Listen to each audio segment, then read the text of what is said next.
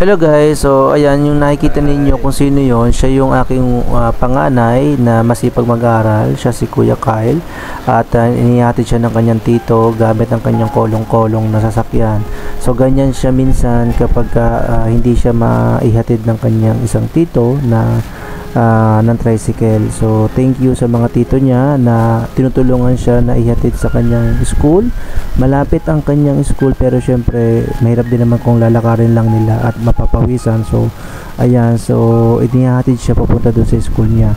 And pati yung aking bunso na anak, pati sa tita niya, inahatid din yung bunso sa school, malapit lang din, walking distance.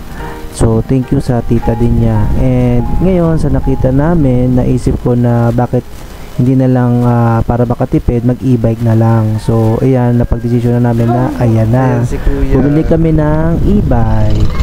Yan, yung e-bike ni Kuya, siya lang mag-isa. Ayan, so ayan si Kuya Kyle, marunong siya mag e-bike pero hindi ko ipagagamit sa kanya to sa highway kasi bawal sa bata ang e-bike sa highway. So igagamitin lang itong e-bike na to sa kanya sa pagpasok niya at saka sa bunso.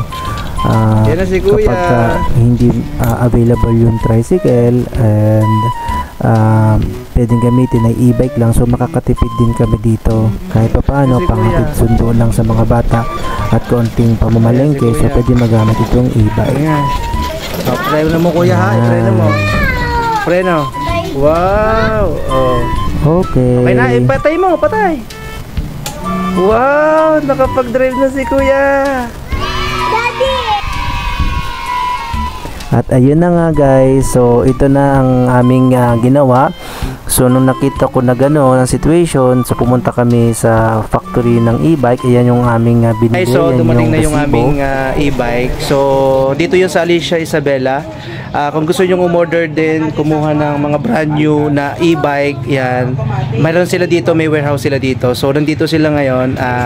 Sabihin nila sa inyo kung nasaan yung location at ano yung mga meron sila. Hello po. Visit lang po kayo sa warehouse namin sa Harmony, Gumamela, Calaucan, Isabela po. Ayun. Ayan, madami po kaming e-bike, mga ma'am sir. And ano yung nabili ko po, ma'am? Anong brand yan? Ang nabili ni sir is M006 po. Ayan. Okay. Ano yan? New model ba yan? Apo. New model po ng 2024. Okay, version 2 raw. So yun, si sir din yung nag-asikaso sa amin. Bago ko bilhin yan, bago ko bilhin ito, inayos niya muna nila. Okay? So ayan. Sige. Thank you.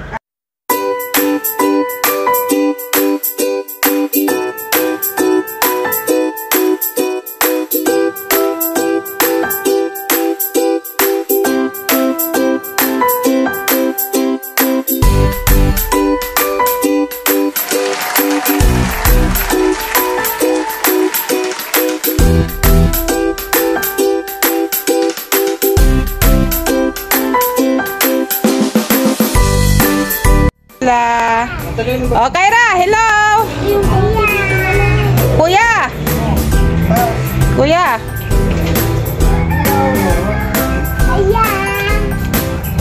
Okay na. Okay na?